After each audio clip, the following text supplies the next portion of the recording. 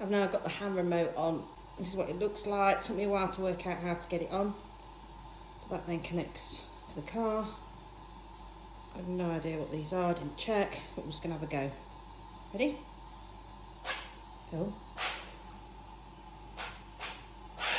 Oh.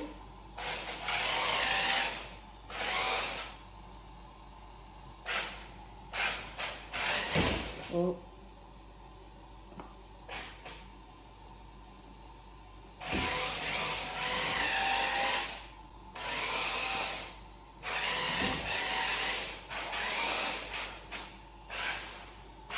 Oh, tilt backwards and forwards. Ooh, that's going to get some. Oh, that's going to take some getting used to. But actually, how cool is that?